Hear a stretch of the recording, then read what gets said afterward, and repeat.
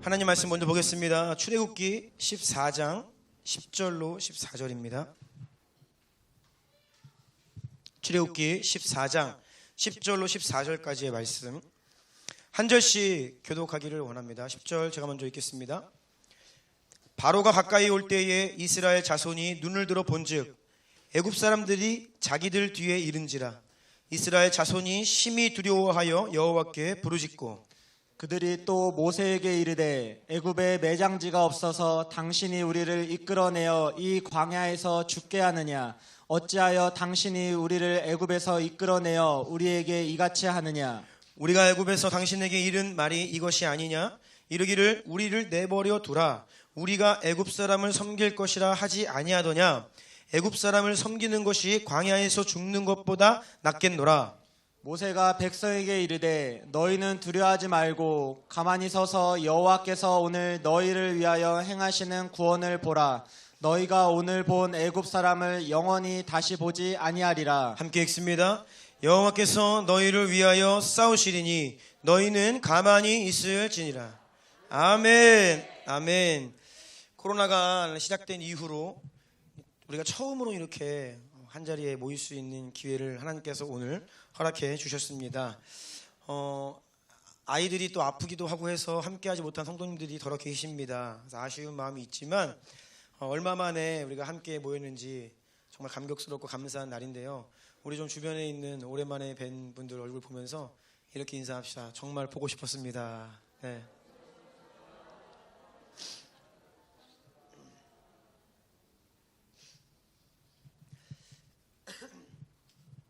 우리가 또 이렇게 확진자가 막 늘어나는 것을 볼 때에 또다시 제한이 들어오지 않을까 그런 염려도 있는 것은 사실이지만요. 모쪼록 여러분, 이 코로나 시즌이 다 지난 이후에 우리는 이때를 꼭 기억해야 됩니다. 우리가 자유롭게 모여서 힘껏 주의 이름을 부르고 찬양하고 그렇게 예배할 수 있는 것이 그냥 우리에게 처음부터 주어진 일은 아니라는 것을. 언제나 이 땅은요, 죄와 허물로 죽어서 하나님을 떠난 어두운 땅이었습니다. 그래서 복음은 예수 그리스도 십자가 이후에 초대교회로부터 시작된 이 복음의 전파 역사 가운데 언제나 어디에서든지 복음이 전해지는 그 현장에는요, 순교하는 피 흘림이 있었고요, 고난이 있었고요. 왜냐하면 강력히 사탄이 그 땅에 왕노릇하며 통치하고 있었기 때문이에요. 어느 곳에도 예외 없이 그냥 예배를 자유롭게 드린 적은 한 번도 없어요. 반드시 그곳에는 대가 지불이 있었고 순교의 피가 있었고 희생의 눈물의 씨앗들이 뿌려졌기 때문에 그것이 열매가 되어 자유롭게 예배할 수 있게 된 것입니다. 우리 민족 또한 마찬가지이죠. 그런데 우리가 너무나 오랫동안 자유로이 예배하다 보니까 그 은혜를 다 잊어버리고 그냥 원래 이렇게 자유롭게 예배 드릴 수 있는 것이 자연스러운 것처럼 생각했는데요. 하나님은 이 코로나 시간을 통하여서 다시 한번 우리 가운데 그 하나님 처음 어떠한 희생의 이 씨앗들이 뿌려졌는지를 기억하기를 원하십니다. 그래서 여러분 감사합니다. 오늘 또 이 공간에서 함께 예배하고 각 가정에서 예배하는 주님 성도님들을 축복하고 오늘도 이 시간을 통해서 하나님께서 우리에게 은혜를 주시고 또 하늘의 문을 더 활짝 열어주시기를 간구합니다. 오늘은 잠시 영적 질서 시리즈 설교를 멈추고 특별 메시지를 나누려고 합니다. 제목은 홍해를 만난 우리를 향하신 하나님의 뜻과 계획, 홍해를 만난 우리를 향하신 하나님의 뜻과 계획이라는 제목으로 말씀을 전하겠습니다. 성경은 앞으로의 일들, 특별히 마지막 때의 이 세상에 어떠한 일이 벌어지는지에 대해서 아주 자세하게 우리에게 분명하게 미리 말씀해 주고 계십니다. 이 세상의 끝은 예수님이 다시 오시는 날이죠. 예수님께서 다시 오신다고 약속하신 이후에 하나님께로 승천하셨는데 다시 오신다 약속하셨어요. 예수님이 이 땅에 다시 오시는 바로 그날이 이 세상의 끝날입니다. 마지막 날입니다. 그리고 우리가 지금이 마지막 때입니다 라고 이야기하는 이유는 바로 그 예수님이 다시 오시는 그날이 점점 가까워왔다 라고 하는 것입니다. 우리는 지금이 마지막 시간이다, 예수 그리스도께서 다시 오실 날이 그리 멀지 않았다라는 것은 성경을 가지고 그것을 분별할 수 있는데요. 먼저는 선교의 완성이라고 하는 기준을 통해서 우리가 그때를 분별할 수 있습니다. 아직 복음이 전해지지 않은 나라와 민족과 지역이 얼마나 남아 있는지, 또 그 마지막 남은 땅들 가운데 지금 어떠한 일이 일어나는지를 우리가 주목해서 보면, 아, 지금이 바로 예수님께서 다시 오실 날이 참 가까웠구나를 분별할 수 있고요.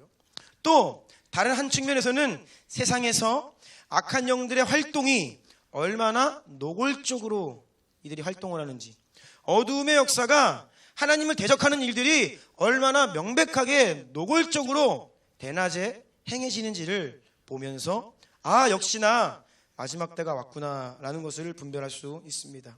선교의 완성, 하나님이 하시는 일입니다. 하지만 이 땅의 어두움들, 원수가 발악을 하는 거예요.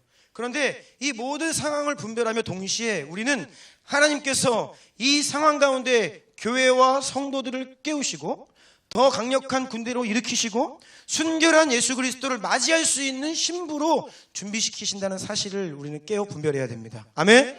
시대를 분별하는 자는 하나님이 이 시대를 통해 결국 나에게, 우리 교회에게 무엇을 원하시는지를 분별하는 자이고, 그런 하나님의 마음에 반응하는 자들입니다.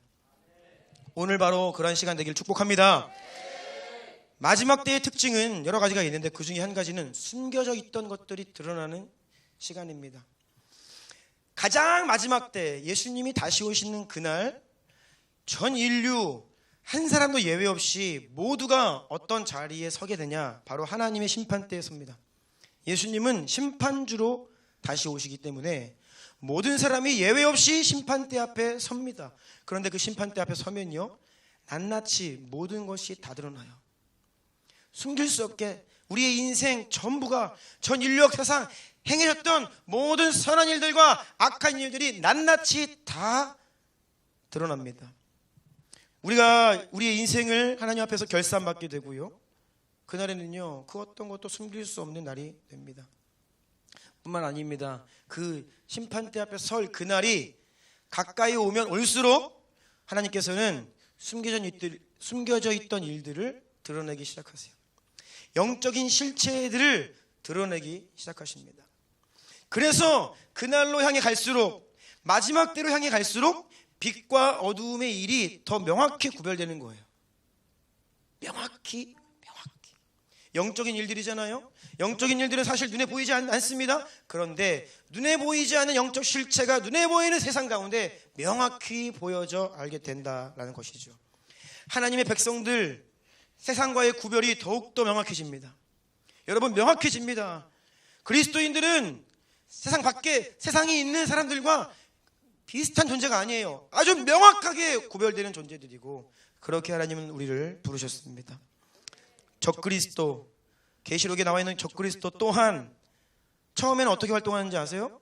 평화의 왕으로, 자기가 하나님인 척, 이 땅 위의 모든 분쟁과 배고픔의 문제와 전쟁, 다툼, 어떤 이런 이기적인 것들을 다 해결하는 것처럼 평화의 왕으로, 평화의 리더십으로 등장한다는 거예요. 사람들이 열광하지요. 와, 지금까지 한 번도 우리가 경험해보지 못했던 놀라운 리더십이다. 사람들이 열광합니다. 그런데 결국 어떻게 됩니까? 그 끝에 가서는 양의 탈을 벗어버리고 이빨을 드러내면서 자신의 정체를 드러내는 거예요. 숨겨져 있던 것들이 마지막 때로 가면 갈수록 다 낱낱이 드러나게 되는 것이죠.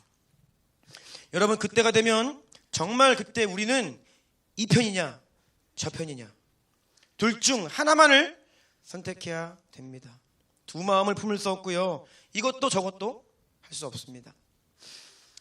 또한 교회 안에서조차 명목상 그리스도인들과 진짜 그리스도인, 여러분, 이 차이는 엄청난 것입니다. 명목상 그리스도인은 뭡니까? 종교 생활은 해요. 기독교인이라고 이야기합니다. 그런데 실상은 하나님 백성이 아닌 거예요. 그냥 겉으로만, 이름만 그리스도인이지 진짜 그리스도인이 아니라는 것입니다. 교회 안에 이 명목상 그리스도인과 진짜 그리스도인이 구별이 일어납니다. 그래서 점점 더 명목상 그리스도인들은 교회를 떠나가게 되죠. 이러한 일이 마지막 때에 일어나는 겁니다. 하나님 말씀을 귀히 여기고 하나님을 경외하고 두려워하는 마음으로 순종함으로 기름병에 기름을 채워 준비한 슬기로운 5 처녀와 또 다른 하나님의 말씀을 귀히 듣지 않는 거예요. 하나님을 경외하지 않는 것입니다. 그래서 미련한 5 처녀가 이 마지막 날에는 명확하게 구분이 일어난다는 것이죠.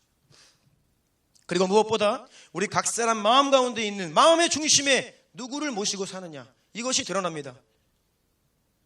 예수님을 정말 나의 주인으로 모시고 살았느냐, 예수님을 나의 왕으로 모시고 살았느냐, 아니면 여전히 내가 나의 주인으로, 내가 내 인생을 주관하고 다스리는 왕으로 내 마음 중심에 나를 세우고 살아갔던 그런 인생들이 구별이 명확하게 일어난다는 것이에요.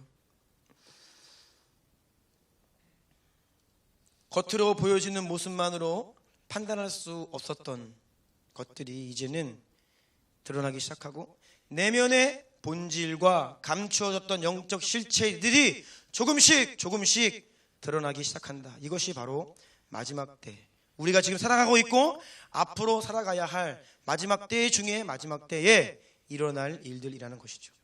디모데후서 3장 1절로 5절 다 같이 읽어볼까요? 시작.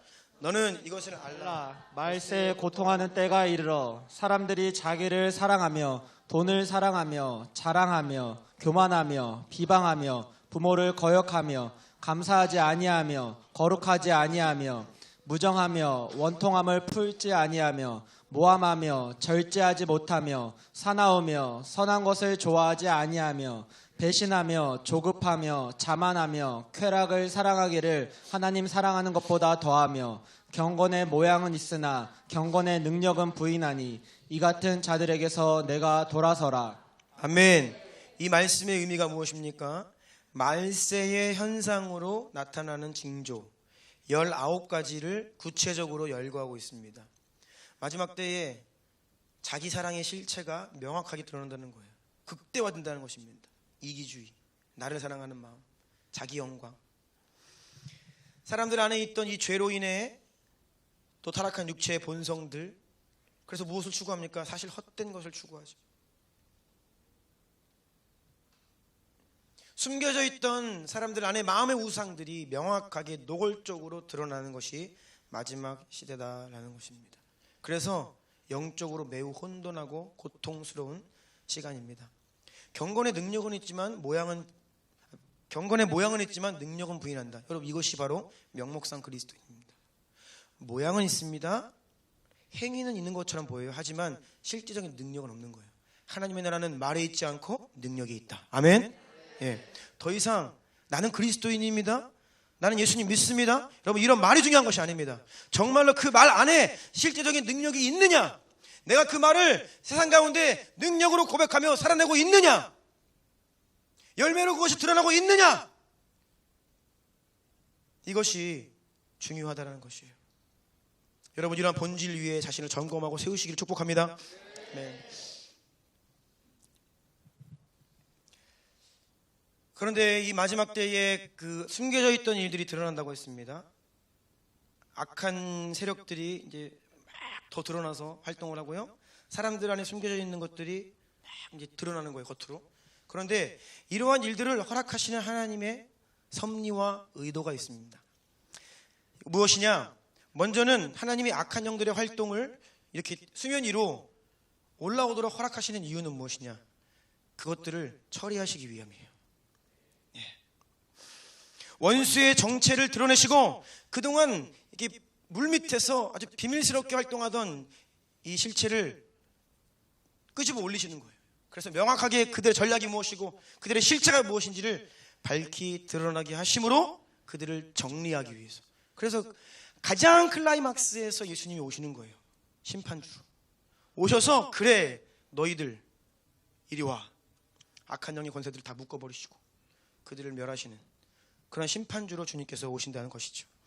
네. 꼭꼭 은밀하게 숨어 활동하던 적군을 수면 위로 끌어올리는 미끼와도 같은 거예요. 미끼. 네. 그래, 나와라, 드러내라 너의 정체를.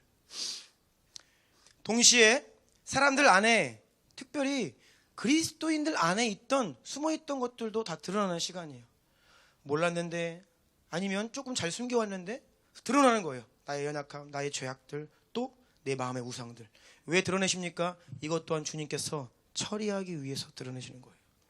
성도들은요, 이 마지막 때에 이 어두움이 활동하는 이 고통과 혼돈의 때에 나도 모르게 드러나는 내 연약함들, 내가 이럴 줄 몰랐는데 내 믿음이 막 무너지는 거예요. 그러면 나의 그 영적인 실체를 확인할 때에 바로 회개하고 주님께 돌이킴으로 내 안에 처리해야 될 것들, 예수님 다시 오시기 이전에 처리해야 될 것들을 주님께서 깨닫게 하시는 거예요. 아멘. 그래서 우리 안에 모든 숨었던 것들을 이제 드러내신다는 거예요. 처리하도록. 자, 지금 말씀드린 숨겨져 있던 것들이 드러난다, 원수의 활동이 더 노골적으로 드러난다, 또 우리 안에 숨겨져 있던 마음의 우상과 육신의 일들이 드러난다. 자, 이러한 해석의 틀을 가지고 오늘 읽었던 본문을 다시 한번 살펴보기를 원합니다. 먼저 읽지는 않았지만 1절 2절입니다. 출애굽기 14장 1절 2절 다 함께 읽어볼까요? 시작. 여호와께서 모세에게 말씀하여 이르시되 이스라엘 자손에게 명령하여 돌이켜 바다와 믹돌 사이에 비히롯 앞 곧 바알스본 맞은편 바닷가에 장막을 치게 하라. 아멘. 출애굽기 14장의 배경은 이스라엘 백성들이 하나님의 명령에 따라서 홍해 앞 바닷가에 장막을 치고 머무르던 중에 벌어진 일입니다. 다시요. 하나님의 말씀에 순종하여서 홍해 앞 바닷가에 장막을 치고 머무르던 중에 일어난 사건입니다. 그런데 어떤 상황이 벌어집니까? 얼마 전입니다. 불과 며칠 전입니다. 두 손 두 발 다 들면서 항복했던 바로왕, 이스라엘 백성들을 해방시켜줬잖아요. 이제는 다 항복. 왜냐하면 10가지 재앙의 심판으로 계속 얻어맞은 거예요, 하나님께. 그래서 완전히 바로의 권세가 꺾였지요. 다시는 회복 불가능할 줄 알았던 이 바로의 권세인데 갑자기 바로가 마음이 돌변하면서 군대를 다시 소집하고 이스라엘 백성들을 그냥 보낼 수 없다, 다 죽여버리겠다라고 하면서 따라오기 시작하는 거예요. 10절부터 12절까지 다시 한번 읽습니다. 시작. 바로가 가까이 올 때에 이스라엘 자손이 눈을 들어 본즉 애굽 사람들이 자기들 뒤에 이른지라. 이스라엘 자손이 심히 두려워하여 여호와께 부르짖고 그들이 또 모세에게 이르되 애굽에 매장지가 없어서 당신이 우리를 이끌어내어 이 광야에서 죽게 하느냐? 어찌하여 당신이 우리를 애굽에서 이끌어내어 우리에게 이같이 하느냐? 우리가 애굽에서 당신에게 이른 말이 이것이 아니냐? 이르기를 우리를 내버려 두라. 우리가 애굽 사람을 섬길 것이라 하지 아니하더냐? 애굽 사람을 섬기는 것이 광야에서 죽는 것보다 낫겠노라. 아멘. 자, 완전히 그 기세를 다 빼앗기고 죽어버린 것 같은 바로 원수의 군대가 다시 거세게 수면 위로 올라옵니다. 강력하게 일어났습니다. 그러면요, 어떤 일이 일어나느냐? 하나님 백성들 마음 가운데 숨겨져 있던 육체의 일들이 드러나게 돼요. 영적인 실체, 믿음의 수준이 낱낱이 드러나는 것입니다.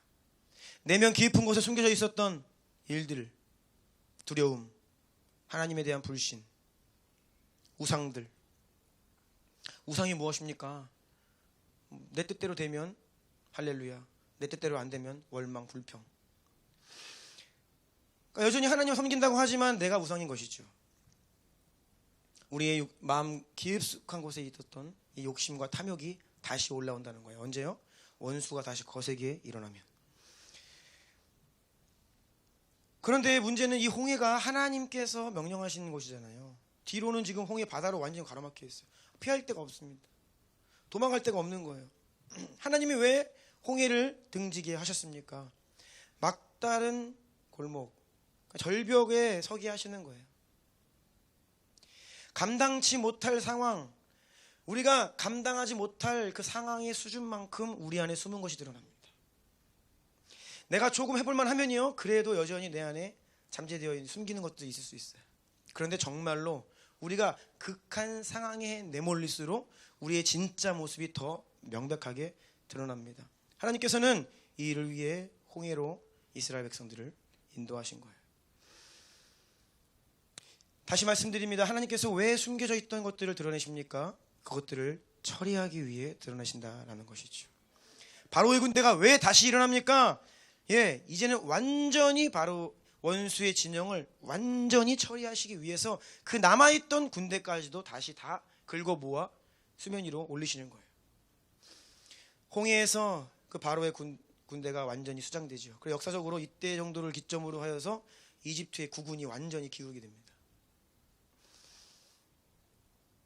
또한 성도들 안에 하나님을 향한 불평과 원망을, 불신의 말들, 입에 담지 못할 이야기들을 하기 시작했죠.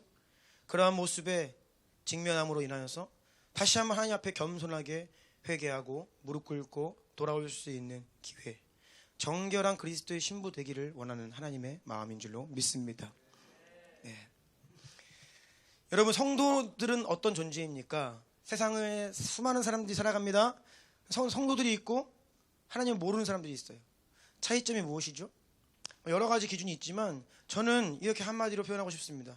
성도들은, 따라해 보세요, 약속을 따라 사는 자들이다. 아멘. 성도들은요, 이 땅에 태어났는데 어디를 향해 갑니까? 약속을 향해 가는 존재예요. 하나님이 무엇을 약속하셨습니까?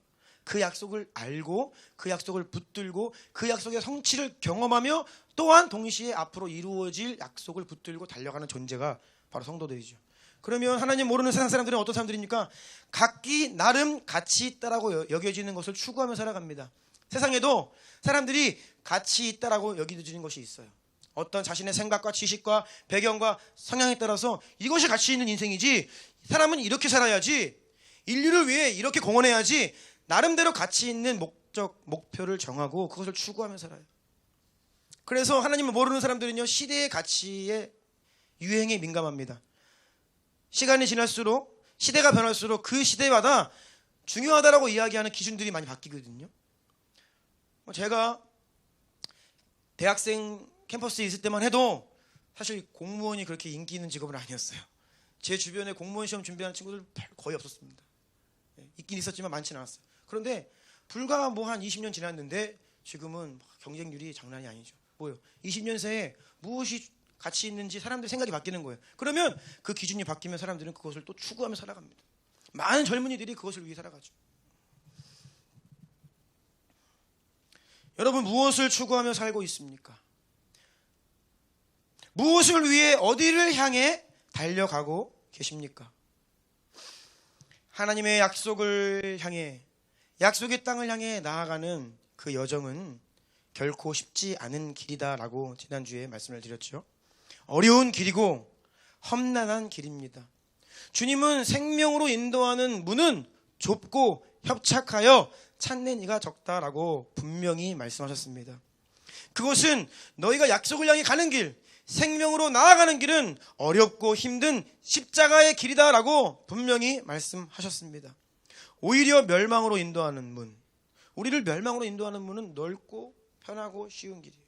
많은 사람들이 들어가기를 원하죠, 그 길로. 그래서 우리가 가는, 성도들이 가는 길은요, 어려운 길입니다. 좁은 길입니다. 그래서 우리의 힘과 능력으로는 그것을 감당할 수 없고 오직 성령을 힘입어야만, 성령으로 충만해야만 감당할 수 있고 끝까지 갈 수 있는 바로 성도들의 길이라는 것이죠. 이스라엘 백성들이 이제 출애굽을 했습니다. 가나안 땅 약속을 향해 나아가는데 직선거리에 있어요. 빠르게 갈 수 있는 가장 좋은 길이 있습니다. 그 길로 가면 좋은데 문제는 이스라엘 백성들의 믿음의 수준이 문제인 거예요. 너무나 연약한 상태인 거예요. 가나안 땅으로 곧장 가면 되는데 그 곧장 가는 길에 누가 있냐? 블레셋 민족이 떡하니 자리를 잡고 있습니다. 출애굽기 13장 17, 18절 함께 읽습니다. 시작. 바로가 백성을 보낸 후에 블레셋 사람의 땅의 길은 가까울지라도 하나님이 그들을 그 길로 인도하지 아니하셨으니 이는 하나님이 말씀하시기를 이 백성이 전쟁을 하게 되면 마음을 돌이켜 애굽으로 돌아갈까 하셨음이라. 그러므로 하나님이 홍해 광야 길로 돌려 백성을 인도하시매. 아멘. 그냥 가면 너무 좋은데 문제는 블레셋 민족이 자리 잡고 있습니다. 하나님은 물론 블레셋을 이길 수 있게 도우시는 분이죠. 하나님께는 전혀 문제가 안 돼요. 하나님께 문제가 안 되는 것이 아니라 누구에게 문제가 되냐? 이스라엘 백성들에게 문제가 되는 거예요. 하나님은 약속하셨고 이길 수 있다 말씀하시는데 이 백성들이 이제 막 여정을 시작하자마자 블레셋 민족과 전쟁을 딱 맞닥뜨리게 되면 마음이 변하고 믿음이 연약하여서 어떻게 한다고요? 애굽으로 되돌아갈 수밖에 없는 연약한 믿음의 상태라는 것이에요. 감당치 못할 어려움이라는 겁니다. 그들의 믿음의 수준이 그것밖에 안 된다는 거예요. 여러분, 내가 문제고 우리가 문제예요. 항상 하나님 문제가 아닙니다. 하나님은 전혀 문제 없으세요. 이미 약속하셨고 십자가 위에서 행하실 일들 다 하셨고, 하나님은 하나님께서 하셔야 될 일을 다 하셨고 앞으로도 계속해서 하실 것이에요. 문제는 뭐예요? 우리가 문제죠. 우리가. 그래서 우리가 준비되면 역사는 일어납니다. 네, 간단한 원리죠.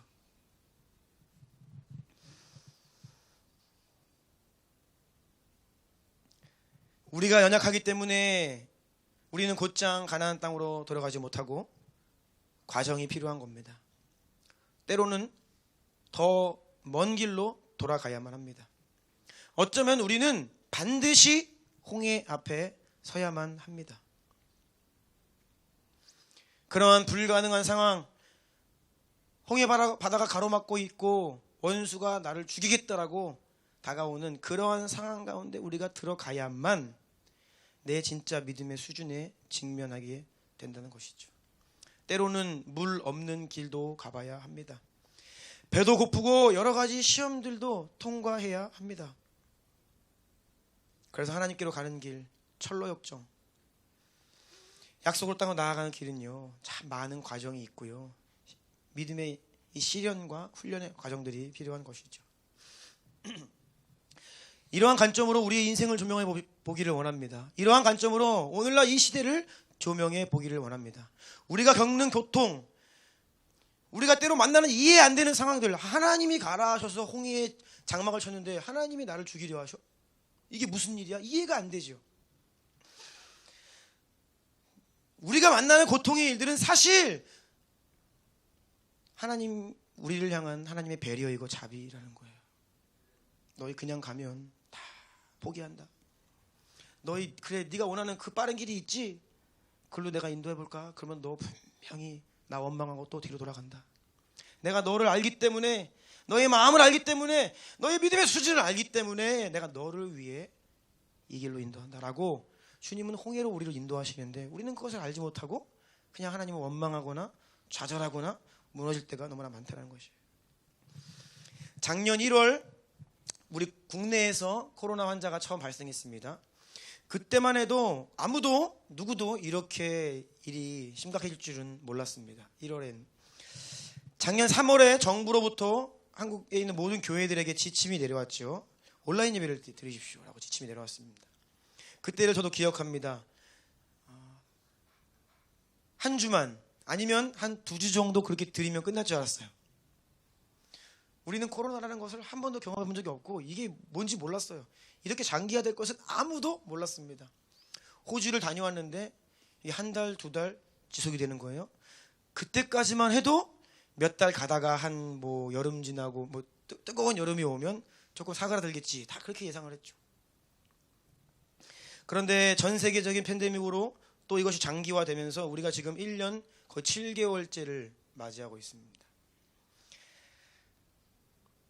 많은 목사님들이 코로나 때문에 교회가 어려워졌다라고 말씀하십니다. 우리 교단만, 예장 합동 교단만 지난 1년 동안 17만 명의 성도들이 교회를 떠났다라고 보고되었습니다. 한국 교회 전체로 보자면 지난 1년 동안 약 40만 명의 성도가 교회를 떠났습니다. 40만 명, 엄청난 숫자죠. 그리고 당분간 이러한 감소세가 계속 지속될 것이다 라고 예상하고 있습니다. 코로나 때문에 성도들이 교회를 떠나고, 코로나 때문에 전도가 안 되고, 코로나 때문에 성도들이 잘 안 모이고, 코로나 때문에 교회가 힘들어졌고, 성도들 또한 코로나 때문에 삶이 힘들어졌다고 이야기합니다. 코로나 때문에 답답하고, 코로나 때문에 우울하고, 코로나 때문에 죽겠다, 더 이상은 이렇게 못 살겠다라고 코로나 때문에 이야기를 많이 합니다. 그런데 여러분, 우리가 정직하게 말하자면 코로나 때문에 어려워진 것이 아닙니다. 원래 정서와 멘탈이 취약했던 사람들이 코로나를 만나서 그 취약했던 정서가 수면 위로 드러난 거예요. 코로나 때문에 우리의 신앙이 식어버린 것이 아닙니다. 이 상황 때문에 우리의 믿음이 약해진 것이 아닙니다. 사실은 지난 오랜 시간 동안에 서서히 한국교회 가운데 성도들 안에 우리 내면의 믿음이 약해져 온 것이죠. 신앙의 열정과 열기가 조금씩 식어왔던 것입니다. 그렇게 약해진 마음이, 그렇게 무너진 믿음이 그 신앙의 실체가 코로나라고 하는 상황을 만나면서 명백하게 눈에 보이는 현상으로 드러났을 뿐입니다. 여러분, 굳건한 믿음의 사람은요, 어떤 일을 만나도 그 믿음 흔들리지 않습니다. 아멘? 믿음이 상황 때문에 없어집니까? 어디 써있지 성경에? 그런 말 없습니다. 인간의 역사는 상황이 어려워지면 무너져요. 그런데요, 믿음은요, 어떤 상황이 와도 무너지지 않습니다. 여러분, 우리가 착각하면 안 돼요. 코로나 때문에 힘들어진 게 아닙니다.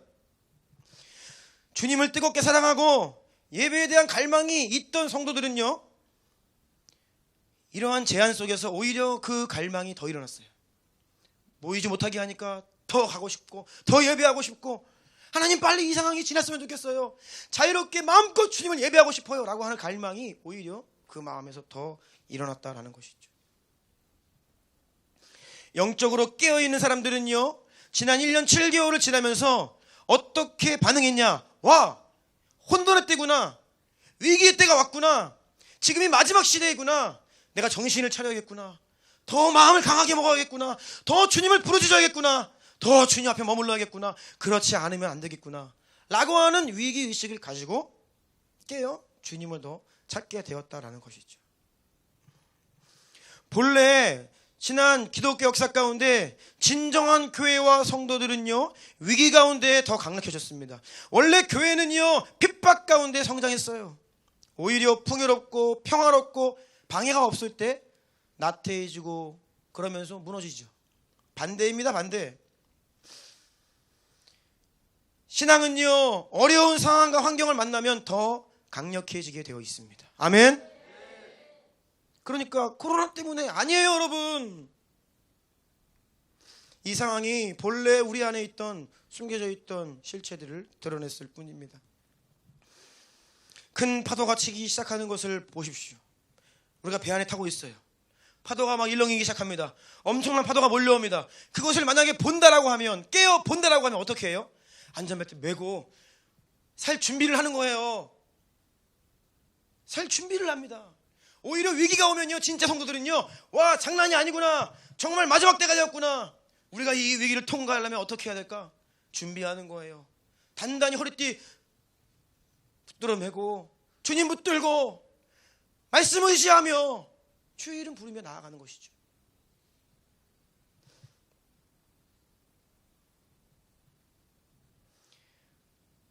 또 다른 측면에서 우리의 연약함을 확인했습니다. 아, 내가 참 믿음이 없었구나. 이 불편한 진실이 있잖아요. 코로나가 싫지 않은 거예요. 현장 예배로 다 오십시오라고 선포했을 때 조금 이제 슬픈 분들이 계세요. 이제 집에서 예배 드리는 거 곧 끝나는 거야? 안방에서, 거실에서 예배 드리고 할 수 있었는데 라고 했던 분들이 분명히 계시다는 거죠. 그런데 여러분, 제가 다시 한번 권면 드립니다. 괜찮습니다. 그런데요, 다시 시작하시면 됩니다. 만약에 좀 더 온라인 가운데 머물고 싶으시다, 그러면 여러분, 주님께서 말씀하세요. 속히 돌이키라. 네. 그렇게 하다가는 큰일 난다 말씀하시는 거예요. 우리가 우리 안에 있던 이 믿음의 수준을 확인했기 때문에 이제는 여러분, 믿음이 굳건했던 자든 연약했던 자든, 지난 1년 7개월 동안 믿음이 강하게 훈련되어서 자랐던, 아니면 뒷걸음질 치며 없던 믿음마저 다 잃어버린 것 같은 느낌을 받는 성도든 괜찮아요. 우리가 우리 수준 확인했어요. 그러면 어떻게 해요? 회개하고 돌이키고 주님께 은혜를 간구하며 나아가면 되는 것입니다. 그래서 하나님은 이 코로나를 자비로 우리의 기회를 주신 거예요.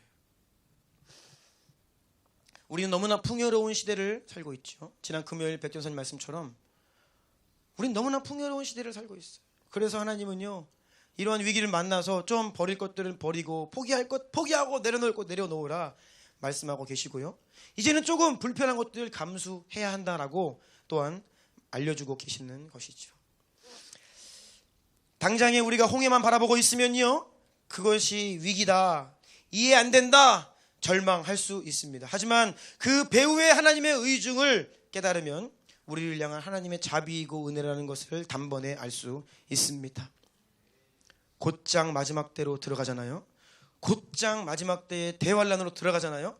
그러면 우리가 어떻게 해요? 다 무너진다는 거예요. 그러니까 하나님은요, 돌려서 홍해를 경험하게 하시는 거예요. 준비하라고, 깨어나라고, 다시 한번 일어나라고 하나님은 우리에게 자비의 기회를 허락해 주셨습니다. 전문가들이 예견합니다. 이보다 더 심한 전염병이 올 것이다.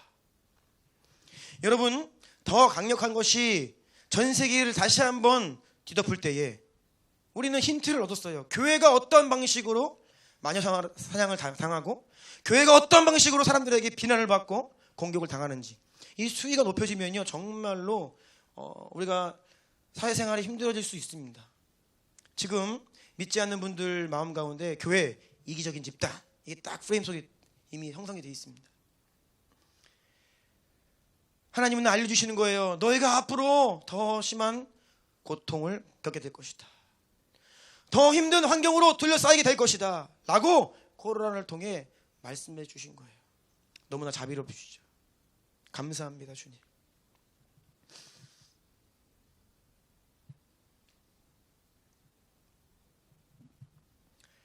우리의 믿음이 너무나 연약하다라는 것을 말씀드렸습니다. 그래서 블레셋과의 전쟁을 단번에 할 수 없었기 때문에 홍해로 돌아가야만 했다라고 했습니다.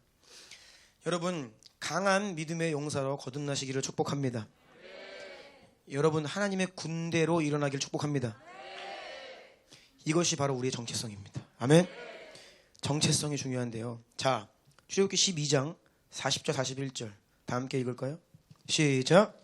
이스라엘 자손이 애굽에 거주한 지 430년이라 430년이 끝나는 그날에 여호와의 군대가 다 애굽 땅에서 나왔은즉. 아멘.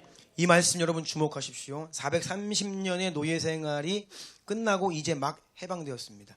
전쟁 한번 해본 적이 없어요. 그냥 시키는 일, 노예가 어떤 존재인지 알죠? 자기 의견 없습니다. 반항도 할 힘도 없어요. 왜요? 그러면 죽임 당하니까. 그냥 시키는 일 순종하고 매일매일 먹을 거 위해서 그냥 평생을 430년을 대대로 그렇게 노예 생활했던 집단이에요. 그런데 어느 날 해방이 되었어요. 전쟁 한번 해본 적이 없어요. 그런데 하나님 뭐라고 말씀하시냐? 너희는 여호와의 군대다. 네. 그날의 여호와의 군대가 다 애굽 땅에서 나왔다. 아마 이 말을 들으면 이방 민족들이 웃었을 거예요. 저게 군대, 노예 집단인데 먹지도 못해가지고 빼빼 마르고 키도 조그마하고 왜소하고 힘도 없고 능력도 없고 무기도 없고 배운 것도 없고. 왜 하나님께서 모세를 바로의 궁에 어렸을 때 들이셨느냐? 하나님이 하나님 말씀을 주기 위하심이잖아요. 모세 오경 율법을 주시기 위함인데, 여러분 모세를 빼면요 문자를 아는 사람이 없어요. 모세가 유일하게 바로의 궁에서 어렸을 때부터 글 쓰고 읽고 적을 수 있는 교육을 받았다고요. 글자도 모르는 민족이에요. 그런데 하나님은요, 너희는 나의 군대다. 네. 하나님의 백성들은요, 구원받는 바로 그 처음 순간부터 하나님의 군대로 부름 받았습니다. 우리는 하나님의 군대로 징병된 것입니다. 내가 아무리 연약하고 내가 힘이 없고 내가 훈련을 못 받았다라고 해도 일단 여러분 우리는요, 구원받는 그 순간부터 나는 군대다, 군사다라고 하는 정체성을 가져야만 합니다. 훈련을 잘 받았기 때문에 군인이 아니에요. 먼저 군사로 부름받았다는 사실을 알기 때문에 훈련을 받는 거죠. 이 다른 겁니다. 우리의 어떠함 때문에 군대라고 말씀하시는 게 아니라 정체성을 먼저 말씀하시고, 그래서 너희는 강하게 훈련되어야 한다라고 말씀하시는 거예요. 아멘. 군대는요, 분명한 목적과 목표를 가지고 모집이 됩니다. 무엇을 위한 것입니까? 적군이 있는 겁니다. 군대는 적이 반드시 있어요. 싸워 이기고 승리해야 할 적군이 있는 거예요. 승리를 위해 모집되는 것입니다. 그리고 적군이 완전히 제거되면 소명 다한 거예요. 사명 다한 겁니다. 그때는 다시 집으로 가도 되는 거예요.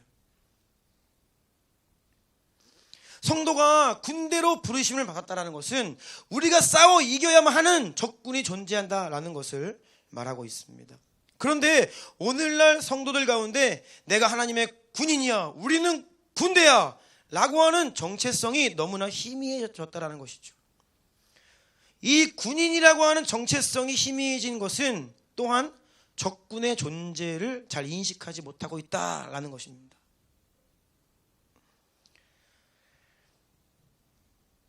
목표와 목적을 상실했다라는 것이에요. 왜 훈련받아야 되는지를 모릅니다. 아니, 적당히 그냥 하면 되지. 그냥 좀 봉사하고 예배드리고 그냥 하면 되지. 뭘 그렇게 훈련을 받아야 됩니까? 라고 이야기하는 거예요. 근데 여러분, 우리 정말 엄청나게 훈련받아야 됩니다. 하나님은요, 강한 성도 원하시고 강한 교회를 원하십니다. 아멘. 하나님은 우리에게 사명을 주셨어요. 이 땅 위에 교회들에게 사명을 주셨습니다. 너희는 모든 민족으로 저자로 삼아 아버지와 아들과 성령의 이름으로 세례를 주고 내가 너에게 분부한 모든 것을 가르쳐 지키게 하라. 아멘. 이 사명은요, 강력한 훈련받지 않으면 감당 못합니다. 우리가 사명을 잃어버리고 정체성을 잃어버리고 적군의 존재를 인식하지 못하기 때문에 군인이라는 것도 모르고 훈련받아야 되는 것도 등한시하며 살게 되는 거예요. 과거에 훈련 많이 받았습니다. 언제까지 받아야 됩니까? 주님 오시는 날까지 받아야 돼요, 여러분. 아멘. 네. 어떤 군인이 전쟁을 앞두고 이 전쟁이 쉽다라고 이야기합니까? 여러분, 전쟁을 보세요. 장난이 아니죠. 치열합니다. 혹독한 것입니다. 성도들이요, 사실 그러한 비장한 마음으로 훈련에 임하고 이 시대를 살아가야 하는데 잘 준비되지 못하고 훈련되지 못하면, 하나님에 대한 절대 믿음으로 우리가 준비되지 못하면요, 결국 두려워 떨 수밖에 없고요, 무너질 수밖에 없고요, 사탄이 그냥 앞에서 으르렁 한번 거리면 무서워서 도망가게 되어 있는 거예요. 디모데후서 2장 3절부터 5절까지 함께 읽습니다. 시작. 너는 그리스도 예수의 좋은 병사로 나와 함께 고난을 받으라. 병사로 복무하는 자는 자기 생활에 얽매이는 자가 하나도 없나니 이는 병사로 모집한 자를 기쁘게 하려 함이라. 경기하는 자가 법대로 경기하지 아니하면 승리자의 관을 얻지 못할 것이며. 아멘. 여러분, 우리는 다시 한번 여호와의 군대로 일어서야 합니다. 좋은 군사가 되어서 계속해서 훈련되고 무장되어야만 합니다. 전쟁을 하기 싫고 전쟁이 뭔지 모르는 거예요. 그러니까 매너리즘에 빠져요. 군대도요, 우리나라 군대가 좀 그런 것 같아요. 오랫동안 전쟁이 없으니까 군기가 빠지는 거예요. 낡은 무기들 자꾸 이제 좋은 무기로 바꿔야 되고요. 계속 훈련해야 됩니다. 실전 훈련해야 되고요. 얼마나 많이 훈련했냐, 이것이 진짜 전쟁이 벌어졌을 때의 승패를 좌우하는 것이죠. 네. 그리고 여러분, 군인은요, 내 역할이 무엇인지를 분명히 알아야 됩니다. 여러분, 역할이 무엇입니까? 네. 여러 가지 특기들이 있어요. 하나님께서 주신 은사들이 있어요. 하나님이 나에게 주신 은사는 뭘까? 나는 어떤 은사를 가지고 어떤 정체성, 어떤 특기를 가지고 교회를 세우고 사람을 살리고 열방을 깨워야 되는가? 여러분, 여러분이 어떤 병과인지를 아셔야 돼요.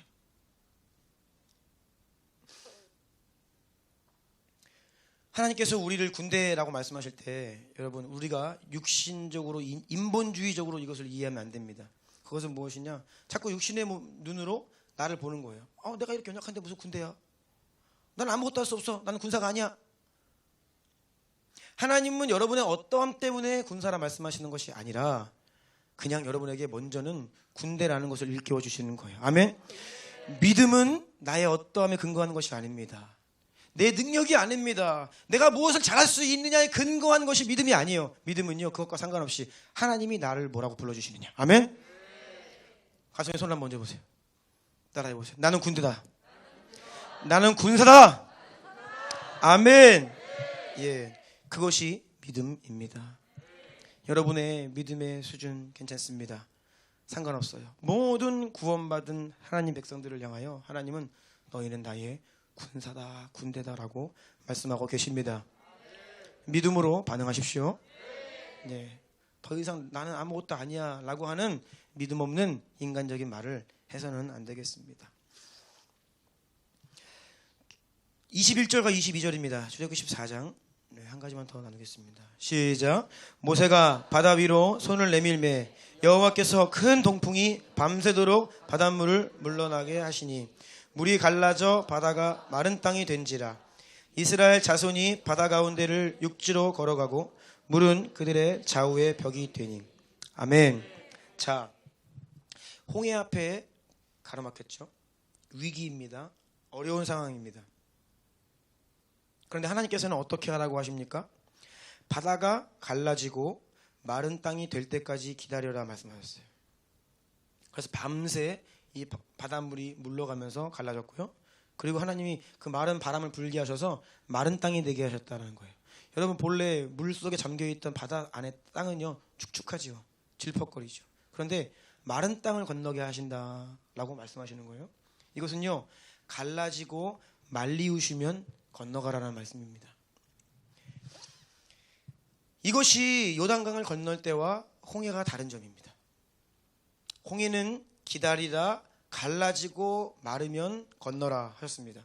근데 요단강은 달랐죠. 어떻게 했습니까? 먼저 레위인들에게 제사장들에게 언약궤를 메고 여전히 요단강물이 흐르고 있는데 들어가라 했어요. 들어가서 발을 담그고 들어가면 그때서야 이제 물이 갈라진다 말씀하셨죠. 다르지요. 여러분, 우리가 위기를 만날 때 어떻게 해야 됩니까? 그때 다른 겁니다. 때로는 들어가라 하시면 열리지 않아도 들어가야 될 때가 있고요. 때로는 기다리라 하시면 열릴 때까지 기다려야 하는 것이죠. 저는 이번 이 코로나 상황이 마치 홍해와 같다라고 하는 인식을 하고 있습니다. 예배에 많은 제한들이 있었습니다. 제 입장에서 굉장히 힘든 시간이었죠. 성도들이 모여도 매일 모여서 해도 이게 쉽지 않은데 모이지 못하니 너무나 많은 제한들이 있어요. 그리고 지금은 많이 자유해졌는데요. 한때는요 예배 드릴 때 계속 제가 그 신경 쓰이는 거예요. 공무원이 또 오지는 않을까, 와서 또 기도한다라고 뭐라고 그러지는 않을까, 또 누구 한 사람 마스크 안 쓴 분이 계시면 또 이게 뭐 문제가 되는 건 아닐까, 혹여라도 확진자가 한 명이라도 나와서 또 우리 교회가 뭐 이슈에 오르는 이런 인간적인 생각이 이게 불쑥불쑥 이 원수가 막 집어넣는 거예요. 그럼 예배를 드리다가도 어쩔 때는 막 마음을 빼앗길 때도 있었고요. 그것이 저의 연약함이었어요. 그러는 가운데 제 안에 또 어떤 마음이 있었냐면 그냥 예배 강행해버릴까? 정부가 예배 못 드리게 한다라고 그냥 이렇게 제한적으로 드리는 게 과연 믿음일까? 그냥 다 불러 모아서 우리는 다 예배할 겁니다. 전교인 다 나오세요! 라고 선언을 해야 이것이 믿음이 아닐까? 라고 하는 고민도 사실 저 혼자 많이 했습니다. 또 그렇게 하시는 교회와 목사님도 계셨죠. 저는 뭐 누구를 비난하고 싶지는 않습니다. 그런데 제 안에 이제 감동은 지금은 홍해와 같다라고 하는 마음이었어요. 가로막혀 있지만 뒤에서 군대가 우리를 죽이려 하지만 아니다, 죽지 않는다, 살 수 있다. 그리고 다시 길이 열릴 것이다. 예. 그래서 제한적이지만 최선을 다해서 우리가 예배를 패하지 않고 매일매일 로테이션으로 신청을 받아가면서 뭐 또 사실 또 따지고 보면 조금 인원을 초과할 때도 있고 그랬어요. 네. 어떻게 해요? 뭐 딱 인원 제한 딱 됐는데 또 누구 한 분이 꼭 가야 된다 그러면 어떻게 오라고 해야죠.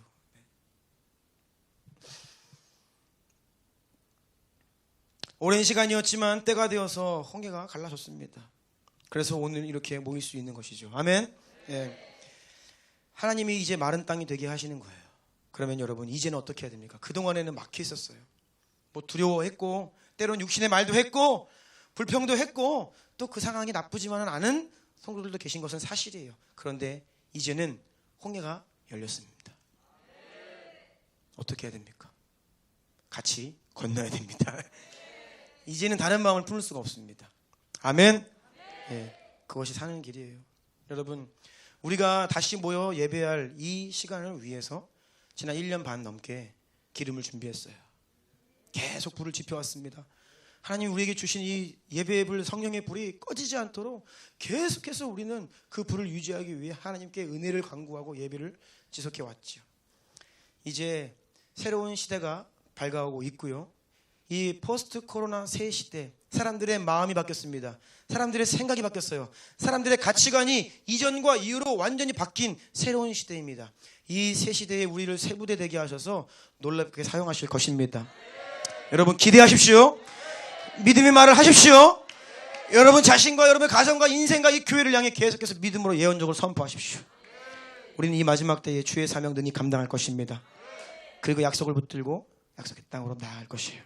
아멘. 예배팀 나와주시겠어요?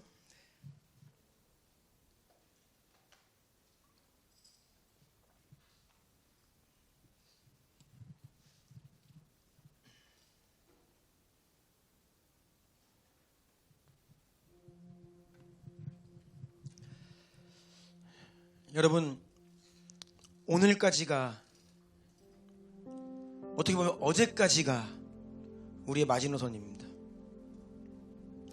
우리가 뒤로 물러설 수 있는 마지노선입니다. 더 뒤로 물러설 수 없습니다. 더 우리의 믿음이 연약해질 수 없습니다. 우리는 애굽으로 되돌아갈 수 없습니다.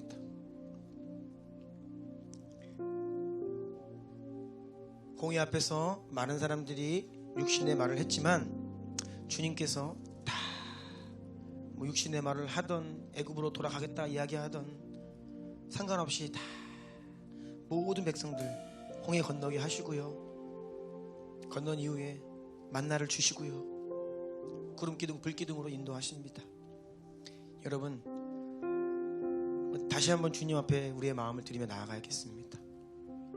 혹여라도 내 안에 조금 부끄러운 인간의 모습들, 하나님 앞에서 떳떳하지 못한 모습들이 있다면 괜찮아요. 다 말씀드리고 용서를 구하시고 다시 일어나시면 됩니다. 내 믿음이 너무나 연약해서 부끄럽습니까? 괜찮습니다. 주님께 하나님 나의 믿음 없음을 불쌍히 여겨 주십시오. 그렇게 고백하면 되는 거예요. 이 어려움 가운데 그래도 나는 버티려고 노력했고 하나님 은혜 주셨습니까? 그러면 주님께 감사하십시오. 그리고 여러분 사명을 기억하세요.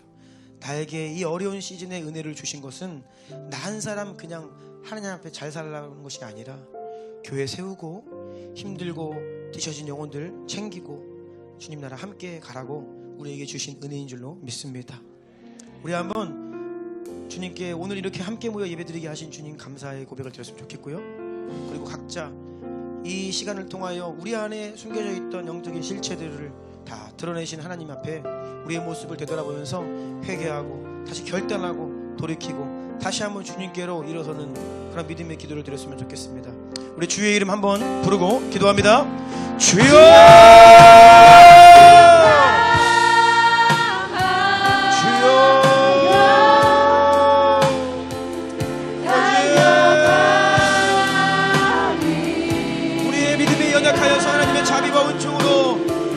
시간을 맞이했습니다. 이 시간을 통하여 원수가 교회를 얼마나 공격하였습니까? 이 시간을 통하여 세상이 교회를 얼마나 압박하고 공격을 했습니까? 이때에 너무나 많은 성도들이 교회를 떠났습니다.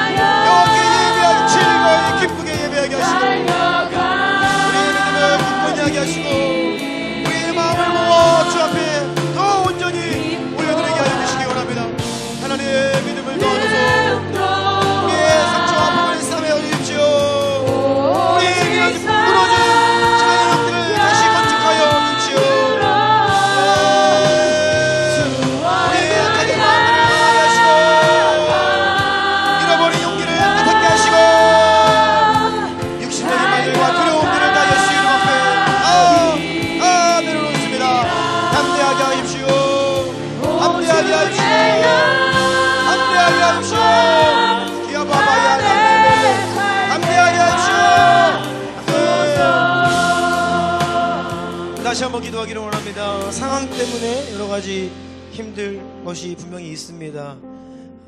또 그걸 돌파할 능력이 내 안에 없다는 것을 또 경험하고 있는 성도들도 계십니다.